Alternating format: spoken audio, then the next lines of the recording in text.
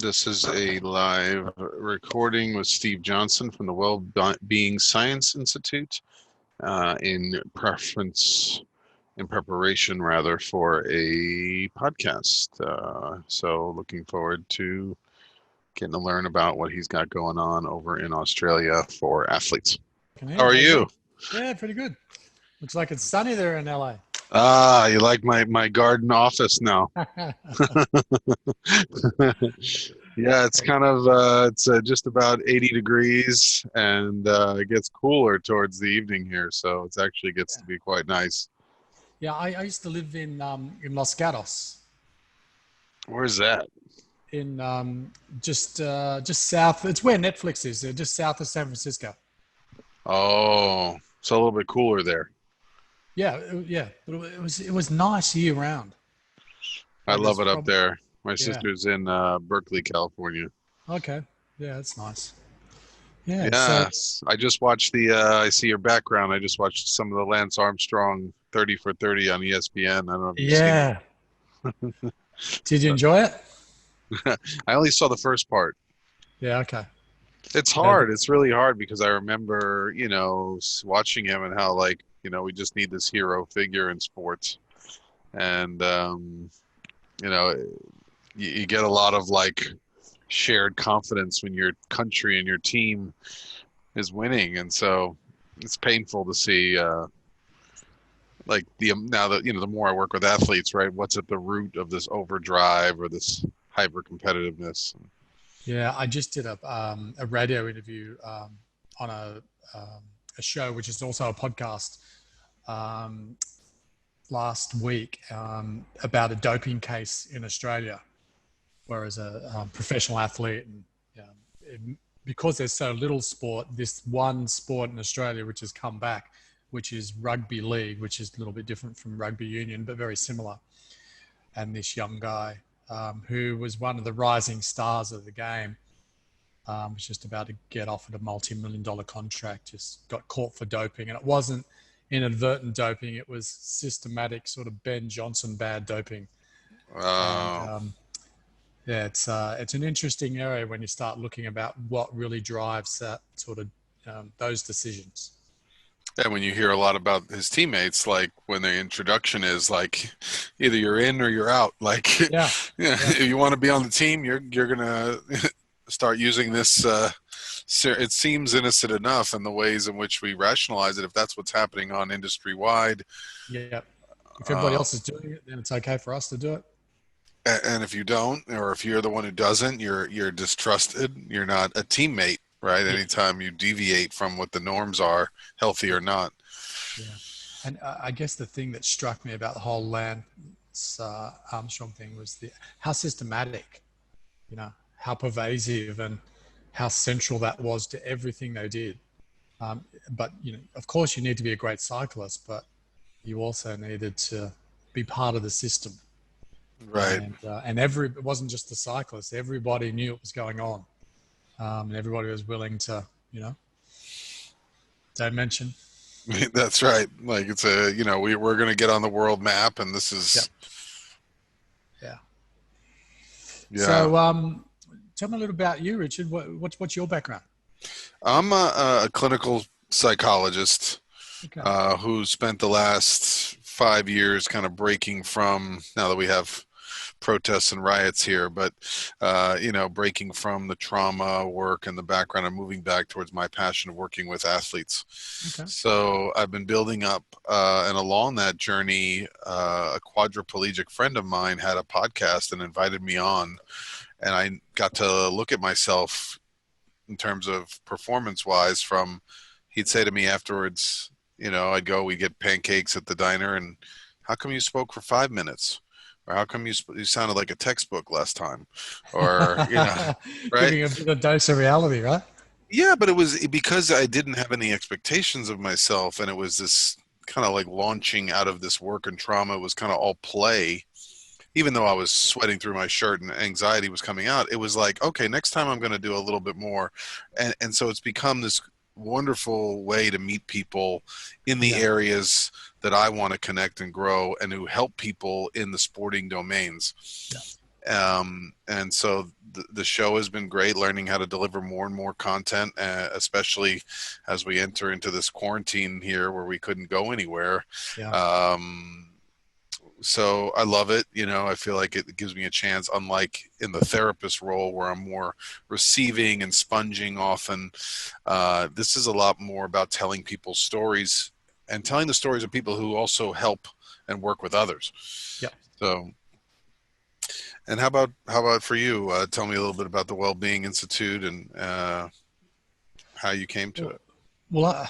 I started in sports psychology, and then left sports psychology to go into organizational psychology, and then got distracted for a number of years and had sort of an executive career, and then went at some point I just went back and went, I want to go back to doing the stuff I love, and which, like, a bit like you, found myself back in sport. So for the last 8 years, that's what I've been doing. So working with elite and professional sport Did you train in Australia or in the States? in Australia, but I did go to school in Michigan. Yeah, so A I lot got of used sport to there. a lot of sport there, a lot of good sport there, and got used to pretty cold weather at the same time. Uh, yeah, so that's a little bit about me. I was a cross country runner, but had always played multiple sports and always loved sports, and taught sports psychology at university for a number of years, and you know, um, but had always actually I paid my way through university by being a personal trainer back in the days when it wasn't that common to be a personal trainer, and wrote Australia's first personal trainers course. Um, Wow. wrote Australia's first undergrad sports psychology degree, and but had always, because of that personal training background, had always seen that the linkages between body and mind. In fact, my personal training company was called Body and Mind Incorporated, and so it was just a logical progression as I spent more time in psychology to be just thinking about all of that, both in as a sports psychologist, but even as an executive. I was the one who was always championing, employee well-being, or um, holistic approaches to leadership and all that kind of stuff. And then going back about 6 years ago now, I was asked by one of the major sporting codes in Australia to do a review of their effectively welfare function. They had welfare function for athletes, and I did a review of it and made 31 recommendations to them on how they could improve it and change it. And to their credit, they implemented just about all of them. And then they said, "Oh, well, do you help us train the people who work in this space with our athletes?" I said, "Sure." And then they said, would you be able to turn this training program into a qualification? So, and I foolishly said, "Sure." And and so that's how that was the origin of the Wellbeing Science Institute. So now we run training programs across Australia, New Zealand, and the UK. And the plan was that next year we would come to the United States. But obviously with COVID, the UK got derailed, things got slowed down there a little bit. And the US launch got pushed back. So we'll probably won't do that next year, but the year after. And so we've been, training people who work with elite athletes in how to look after their whole person well-being. And that's both Oh, for that's the, incredible. I think we could probably do some Zoom seminars or tap into some of the sports psychology listserv folks over here or coaches even in the Los Angeles area. yeah, Um, informally, it's, yeah. it's really interesting because when it's so great that you're a clinical psych, because you get this immediately. So much of the emphasis when it comes to athlete well-being is down on the languishing end of the continuum. And I don't know if you're familiar with the work of Corey Keyes um, out of Duke University. I'll send you some of his stuff. Sure, I'd love to. It's brilliant. And You mean around athletes and their suffering, or when they're going through injury, or? no, it's more sort of, higher level psychology, where his premise is that the most protective thing we can do for people to take care of their mental health and their overall well-being is to invest in the things that facilitate flourishing. And so his view is that, look, there's more than enough information around suffering and people who are needing treatment and mental ill health awareness raising, but actually the very thing that's going to be most protective, if we invest in the knowledge and skills that help people flourish, not to be able to recognize when people are languishing or needing treatment. And that's one of the central tenets of what we advocate, is if we actually teach athletes the right kind of skills, they can be more autonomous, they can make better decisions, and they have skills when they hit adversity, they're better able to cope, and not just cope, but transcend. And that's the central idea. I guess the other key point is that we don't think of athletes as being multi-dimensional human beings. We think of them as athletes, not as people. Right, and that could be really limiting in terms of connecting with them or treating them, right? Is that we're only looking at them through our own lens.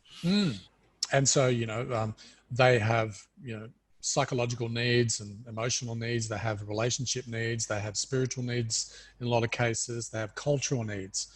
They have career needs. They have, financial needs. So looking at really much more holistically and saying, what are the things that are important to you, i.e. values?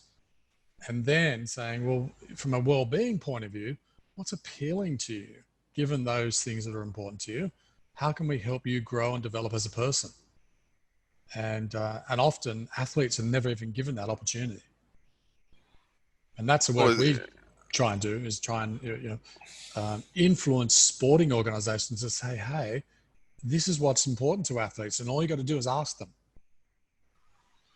Yeah, and that's incredible that you're at the forefront of an institute, and that is systematically being adopted by a country to apply it to all their sporting teams. And the fact that we were connected through Sarah Saul of U.S. Rugby. So, I mean, on the outside, my naivete tells me that, well, rugby players are not using mental skills training, but maybe advances are coming across the board. Yeah, well, I think rugby per se has been, again, like most sports, fairly reactive. So if there's a problem, then we make a phone call, or we bring someone in, and we send them off to therapy, or concussions are going on, something like this, or conflict, substance abuse. Yeah, or we got a problem with your partner, then we'll send you to a relationship specialist. But hey, what about if we actually taught people real relationship skills, and we invested in the kind of things that actually meant they could talk more effectively with their partner, that they recognize there are certain things that derail relationships. And, because as I often say to athletes, look, you may not be fully invested in the person you're with now, but there will come a time when you meet a person who you're really, really feel deeply about, who you really care about, and you want to spend more time with. Well, if you don't know what to do, the chances of that relationship lasting can be pretty limited. So wouldn't it make sense to learn in advance of what actually works in relationships, and then learn some skills about how to put those things into practice? And I don't know, for some reason, I think organizations get scared to ask athletes those questions. But my experience is when you do ask them, they always say yes. They always say yes. Yeah, the not rocking the boat thing, it's been something that I guess now, as being someone who owns a small business, liability is always on people's minds. But I was really in shock, even in grad school here in California. I took a class on diversity, and I was looking across from people who were from mixed racial backgrounds, Korean immigrants, African American, and when it came down to having discussions on race, the teacher looked horrified. Yeah. You Yeah. could do it in your assignment, but there Yeah. was a fear of maybe conflict, Yep. or something not getting out of control. So I feel like it's similar when it comes to maybe, the stigma around sports about talking about emotions, or like you said, connecting your mind and your body. It's kind of Mm. where are we now, in terms of making progress in that area, in the world sporting perspective. Well, look, here's my take on it: is that we're nowhere. Hence the need for the Wellbeing Science Hey, Institute and you and I. yeah, exactly. So, yeah, so I'd love to have a chat with you at some point, and we could do you know, um, a little intro kind of piece and see if there's any what sort of response you get. And if you want to do something deeper, we could do that as well. Um, because there's plenty to talk about on the topic. Yeah, I'm open to, I have the podcast. I'm also open to doing, like, I know some people don't like the term, but a panel series or just a course. And right now we haven't released it yet. We're starting with a 5-part, we're calling Making the Jump, and we're doing a 5-part panel for retired athletes or athletes Okay. in transition, Yep. because I think anyone who lost their season due to Mm. COVID or who's in an injury right now. So we started off talking about transitions, then we're going to go into finances, relationships, so your physical health after you retire. Yep. So, I'm very happy to use all these wonderful technology medium that I'm looking and learning how to interact with them. My assignment this week is to learn TikTok. I don't know. And probably to embarrass my daughter at the same time. Yeah, I was thinking exactly that. My daughter is in a final year, and I'm like, I'm going to tell her I'm going to be on TikTok. But she was telling me last night that TikTok, um, being what it was, had dramatically transformed itself into a political platform. It's become highly political, which is sort of like the antithesis of what most people think about TikTok. Yeah, I have to. My assignment is to like do some YouTube totally about the platform, how to use it. Like I'm going to start like a real dummy. Yeah, I have a friend every week when I'm asking him things, he's like sends me the YouTube video. I'm like, okay, I could just probably get out of asking you and just go straight to YouTube. yeah, But yeah, how little we know about the yeah, places where athletes and a younger generation are spending so much of their time, and the yeah, ways in which they're communicating. And if we can reach them through there, yeah, um, yeah. There's no doubt about that. Um, they're not sitting on computers. Everything's happening in my hand, in my phone, and yeah, it's But having said that, I spent a lot of time working with. I work as a performance psychologist for a number of sporting organizations with their up and coming athletes, and uh, I find that the 16 to 18-year-old athletes um, are, are less ageist than their peer than their older peers who might be in the teams, in the top teams. They're on the way up, but I find the younger people much more interested in learning, much more accepting of advice, and much more willing to take some psychological and social risks, which I think is really interesting. do you think that's because so much of their generation is just out there all the time? I think it's because they're so used to their world being um, almost a disconnected world, in that so much of their world happens online, and they're so used to expressing everything online that when they come out into the real world, that's how they operate. And because young people today are dating less and having sex later, and having less sex.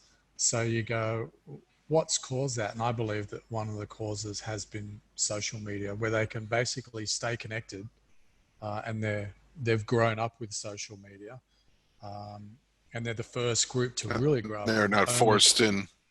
forced into weird social interactions involving drugs and alcohol. Yeah, yeah, and also too because um, they express everything online. When they get face to face, that's what they continue to do. So it's actually helping communication patterns. That's my take on it. Certainly, I noticed the difference with athletes. So, and I think about my daughter and her friends, and they're very similar. Like the level of openness and connectedness that they have is really quite incredible when you look at in comparison to my son, who's a little bit older. They're quite different. You got to drag it out of them, and I don't think that's just a male and female thing. I think it's a, Right. a cohort thing. Yeah. How are you noticing, in Australia post all the fires and everything? How is a culture kind of bringing people back together? Has sport been slow to rebuild, or Well, right now in Australia, there's only one sport that's playing. So all the other sports due to COVID have been shut down. So it's pretty quiet in the sporting landscape. A lot of people have lost their jobs or in holding patterns. Um, the Australian federal government, the national government, um, has a program called JobKeeper where people are getting paid a wage.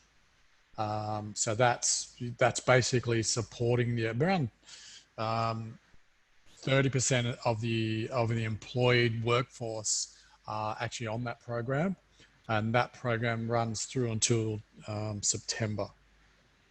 So the main professional sports, Australian rules football, rugby league, rugby union, which is what Sarah plays, and football in Australia. Of those major sports, only one rugby league is actually playing. They've only been back playing for 2 weeks. This will be the second oh week wow, this weekend. So professional sport in Australia has come to a shuddering halt. And as a consequence, that's been devastating to the professional sporting codes, via broadcasting revenue and also in terms of ticket sales, merchandising, all that kind of stuff. And so that's going to be pretty devastating to the sporting industry, which in Australia is worth roughly over $20 billion. So wow. for a lot of people, it's in sport in Australia who work around sport, they're really hurting. But the real They're damage getting will back be, to tennis, right? They're getting back to that now, I think.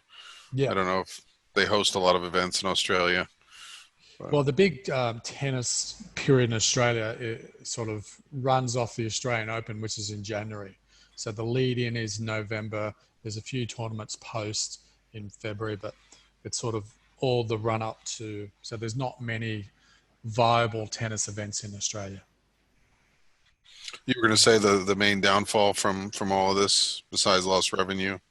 Yeah, we won't see it until September because lots of those people who work around the periphery of sport or work directly in sport, they'll be artificially propped up by this JobKeeper Yep. program that ends in September at this stage. That's the government saying. So then, but what'll happen as a consequence is sporting organisations and sporting franchises will work out they can do much more with less.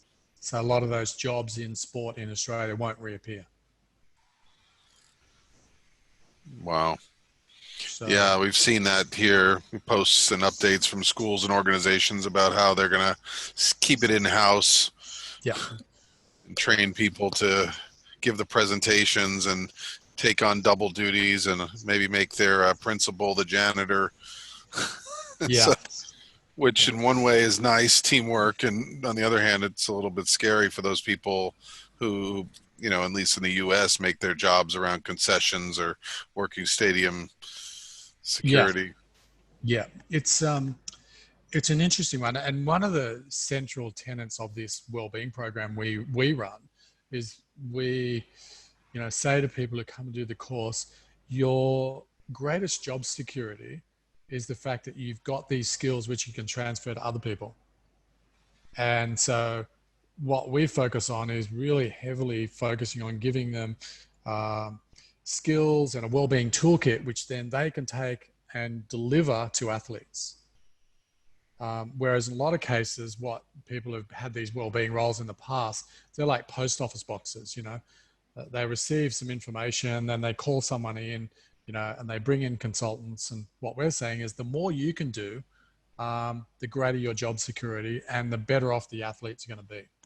Because often athletes, they won't go to the health professionals or the allied health professionals or the experts themselves. They go to someone who they trust. So because Right. you're And the around, person they see every day, right? exactly. Yeah, so that's one of the things that we've been sort of pretty strong on and saying the most important thing you can do is develop your own wellbeing, athlete wellbeing toolkit. Then you can, help transfer um, the knowledge and skills to athletes, and that's going to benefit everybody. And of course, the challenging thing is how to draw that line is when do you need a real specialist? And in psychology, that line is pretty straightforward, I think. When you start saying, well, someone is languishing and they're reporting these symptoms, then it's probably time to start consulting a professional. But if it's general things that they can do for themselves, then hey, wouldn't it make sense that if you had these skills, you'd help transfer them? Yeah, so this is great. So you're training sports psychologists, trainers, coaches. They can all learn some of these skills. Is that correct? Yeah, yeah, yeah. And across a range of areas, we have a holistic well-being model which has 9 dimensions to it. Physical, psychological, relationships, spirituality, culture, career, finances, environment. We say, look, if you look at the whole person sitting inside there, uh, are areas of skill that anybody could develop. But the key thing is not all that is going to appeal to everybody. So, what process do you use to help people understand that their whole person potential is something they can work on, but they can narrow it down?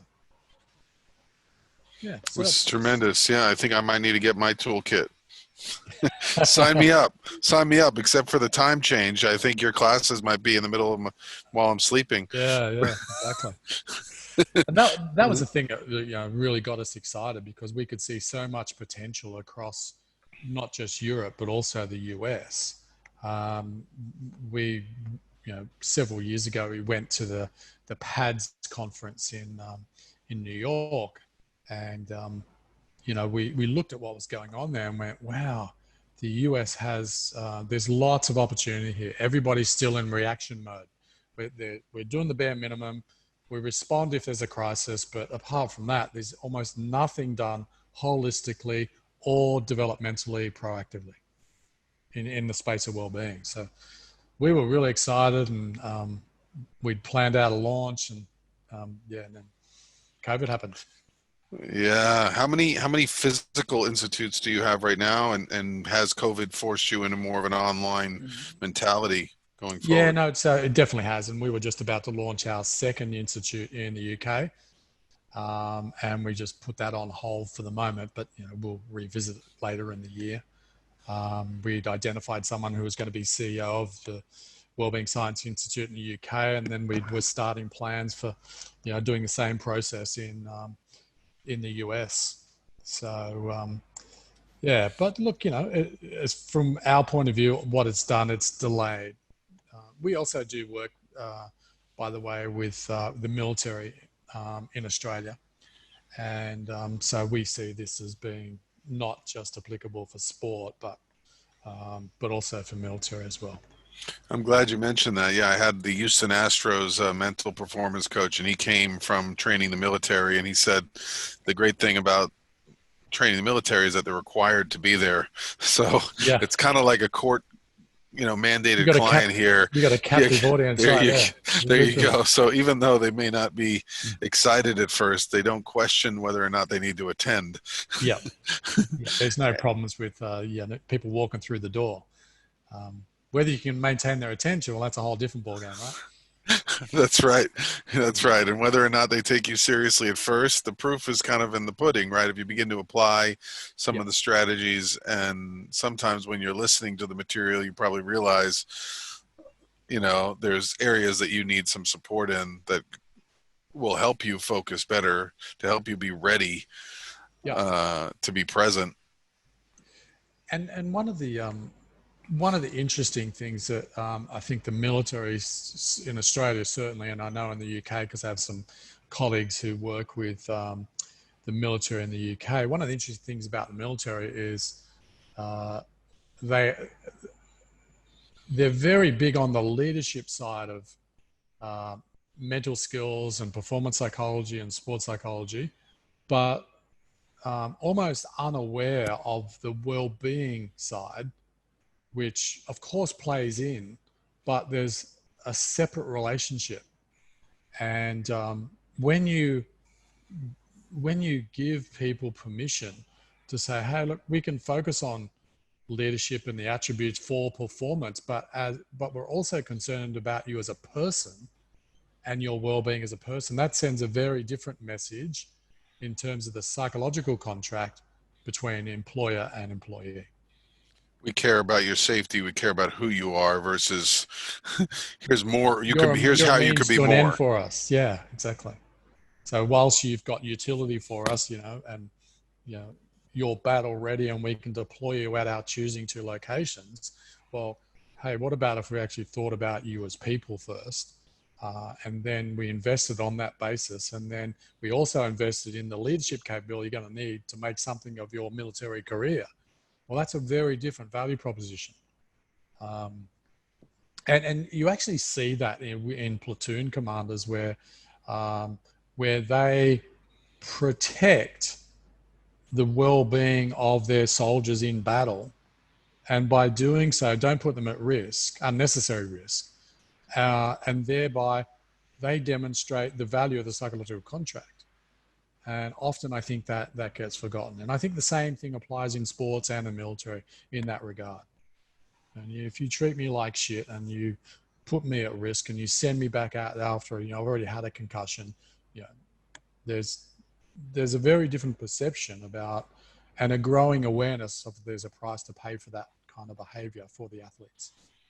And this is really valuable for whether it be, in the military, people feeling valued by their commander, or in the NFL or rugby where the concussions are going on, that Yeah, somebody cares about your injury and your long-term health as opposed to seeing you just as a function of whatever your body's got left to give.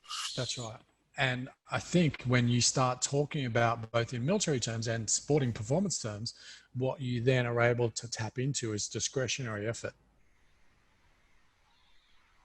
Say more about that. So the ability to like not give as much effort because you're afraid of getting hurt or Well, it worse. also, why would I give extra effort for someone who actually doesn't value me as a person?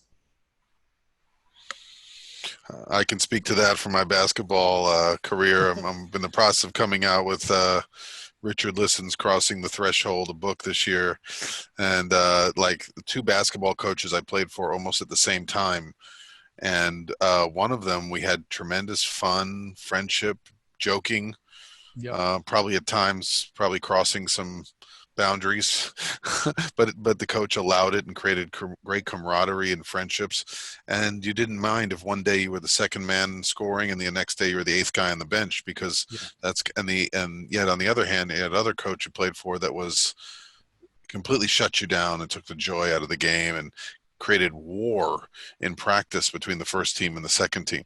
And it was like complete shock to me as an athlete that Yeah. something I could both love and be completely detached from at the same time. Yeah.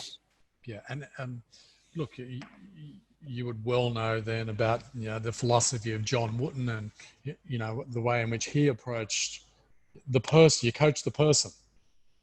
The moment you start thinking you're coaching athletes, then yeah. That's right. And he started each practice by teaching people to tie their shoes, right? Like not Yeah. assuming he didn't want any Yeah. wasting time, any skill set that maybe you didn't have. Yeah. Yeah, we mentioned some ESPN during the quarantine, and if you watched The Last Dance with Michael Jordan, I did. yeah, and they showed about Phil Jackson with Dennis Rodman. I thought, wow, well, you really had to be a really good coach to not react. Yeah, and there was a classic example of someone who was not only self-aware but other-aware. And what I've found and worked with a lot of elite sport coaches over the last 30 years is that so few of them have self-awareness of their own behavior. And we know that self-awareness is the foundation for other awareness. So if your job is to get the best out of people and you're not self-aware, there's very little chance that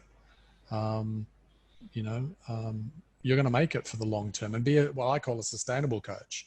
That you have a sustainable career and you're able to get the best out of people in multiple contexts, regardless of whether you got the Michael Jordan in your team or not. If you without a star roster, what can you do with the talent you've got? Right, because there'll always be a situation that you haven't prepared for. There'll always be something that throws you off course, and Yeah. if you're not used to it, if you've only coached winning teams and now you're come into a culture of, entitlement, or it's been difficult, or turnover, it can be really complicated. And I think one of the things that The Last Dance spoke to me on was this idea that you are only as good as the weakest link. You can have Michael Jordan in your team, but if you don't have the support crew around him, he can't do his thing. And if the support crew don't do their job with the Pippins and the Longleys and and the other guys don't do their Shout out work. to Australia. Yeah, I had to get him in there. He didn't make the cut on The Last Dance. Oh, it's true. Yeah. Maybe the crew didn't want to fly over to speak to him. Yeah, I think it was a money issue. Yeah, then and I think that's what Jackson did as well, really well, was he not only managed the stars of the team, Rodman. When you think about that now, looking back, those players, their key contributions were minutes or moments of the season, Yeah, or moments totally. of each game. A lot of the Steve time they Kerr, right? looked, yeah, like one moment, right? Yeah, Yet, or two, but in crucial key times. And when they showed the highlights of him having really bad games and things like that, like he had to keep him ready yeah, to play his role. yeah, Keeping someone psychologically ready, even when you're in this lesser role or feeling your importance. We now know emotionally how hard that must be yeah, to be paid, to be waiting, to be yeah, watching, and yet to keep ready, to keep working yeah. for those And moments. for the coach to give you enough minutes so that you can be ready, knowing you're probably not the best option, but we've got to keep you ready because there will come a time when you'll be needed, and we need you to be able to deliver when that time comes. Yeah, yeah, fascinating, wasn't it? Sure enough. Yeah. Well, uh, Steve, maybe tell, just since I can record it and use it, if you can tell everyone about how to reach you and how to use reach the Wellbeing Science Institute, and learn more. Well, they can go to our website at wellbeingscienceinstitute.com. They can find out a little bit about the program there. They can see some of the organizations we've worked with. They can see a few videos as well. Or they can reach out directly and have a chat, either by emailing me, Steve at Wellbeing Science Institute, or just give me a call. So my number's on the website there. Just give me a buzz. Perfect. Well, I look forward to getting my well-being toolkit and adding it, or if I can be a resource and setting up any kind of forum or discussion and getting it to other coaches, trainers out here who maybe are using this time of rededicating themselves or recreating themselves as they move out of the quarantine into the uncertainty of the rest of 2020. I think it's exciting that people maybe open their mind to different ways they have to grow and learn, whether it be learning ways to be more racially and culturally aware, as we've learned from the last week in this country, or learning about how to be more in tune as coaches or to the athletes who we care about so much in our field. Yeah, yeah, I think it's certainly there's lots of opportunity in the US at the moment, and we hope that things settle down, and we hope that people start to show a little more compassion for each other. That's really it. And I know athletes, if you've, I don't know if did they show American Sports Center over there, Yeah, but yeah, it's a worldwide thing now. They've been showing a lot of clips, about the players really asking to be valued for who they are and what they give, and not just in terms of monetary compensation. yeah, Like that, there has to be. I think the term is, equality and equity yeah, in terms of understanding the value of your partners and not treating them like they're just pawns that are disposable because they get a salary. yeah. Um, Yeah, and I think to me, basketball has been one of the better sports in that regard. I think they have definitely been better at managing culture. I think they've definitely been good at managing race, and I think been highly supportive of their playing groups to put out messages that they think are appropriate. And one of the things I've noticed in the last 20 years, particularly, is the growing role of athlete activism. And I think that's only going to continue. yeah, I'm glad you mentioned that, and we could have a whole show on that by itself. But from Yao Ming as an ambassador to now, players going to play in China, and then they sending teams from Australia and China to play before every season to play some sort of friendly, just to have the interaction and exposure, kind of like an extension of the Olympic Games of learning about differences between people and creating this interaction.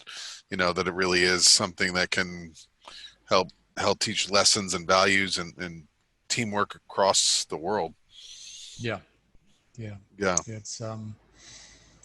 It's certainly lots of scope for being much more inclusive and being real advocates and influencers in that space. So that's why I'm optimistic, because there's lots of good people out there really trying to make change.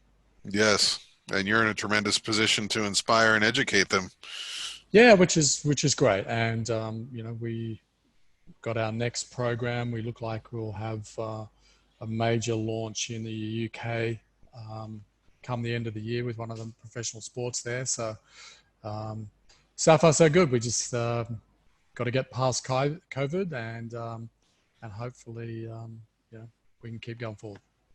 Amazing. Well, thank you so much for making time to speak with me and for introducing me to the Wellbeing Science Institute. No worries, Richard. Nice to talk to you.